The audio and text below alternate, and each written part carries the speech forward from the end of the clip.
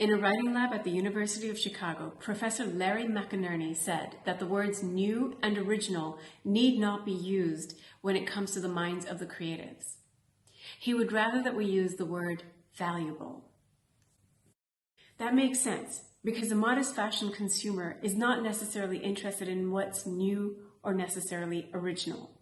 What they're looking for is for products to help them to maintain their values-based principles by which they guide their lives. So this modest lifestyle audience is deeply immersed in tradition and a values-based legacy. The knowledge that this modest consumer has acquired is passed on and proven as true and tried over the generations. It's something they cherish and preserve. Their consumer choices reflect that.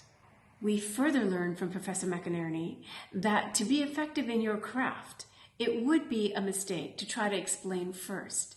The persuasion is built on the value of your product.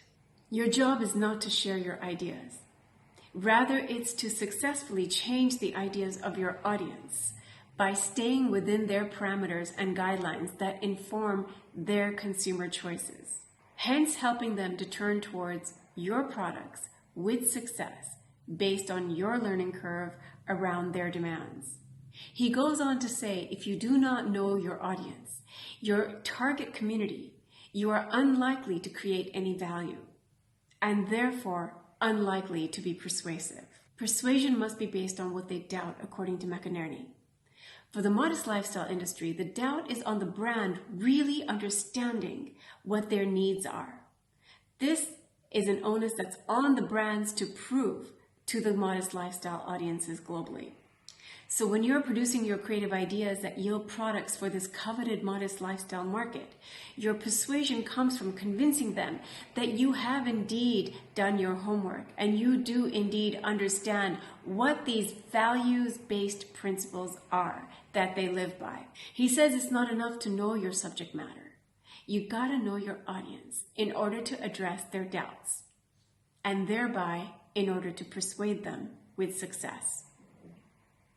For example, did you know that the modest lifestyle consumer always comes to the conclusion that their modesty leads to an elegant advancement in quality of life and success?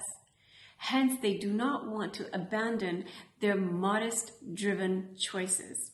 For them, modesty is a soft approach to achieving a very good life. That's why their modesty continues to inform their purchasing decisions, because they trust this demure lifestyle.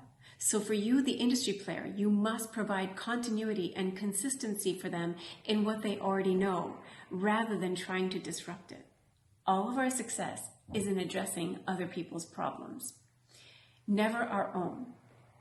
The moment a designer starts addressing their own problems, like, oh, I need to sell dresses, or my items aren't selling, or my new and latest collection isn't doing well, then you're focused on the wrong problem. The moment you start focusing on your consumers' problems, as far as what their demands are and what they require from the market and how difficult it is for them to find what they're seeking, that's when you're likely to hit a home run. Whether you recognize this or not, everyone in the world addresses problems in every capacity. Someone needs a dress, problem. A designer makes that dress, problem solved. Someone needs a cake, problem. A baker bakes that cake, problem solved. A child needs to eat, problem. The parent feeds the child, problem solved. Any role that we take on in life is always a problem-solving situation. It never changes. All of our success is in addressing other people's problems, never our own. Only your audience can decide if you provided the solution to their problem. Your job is to tell this audience why what you're doing should matter to them. This was just a quick insight in helping you to understand how to captivate the global modest fashion consumer with success. Best of luck.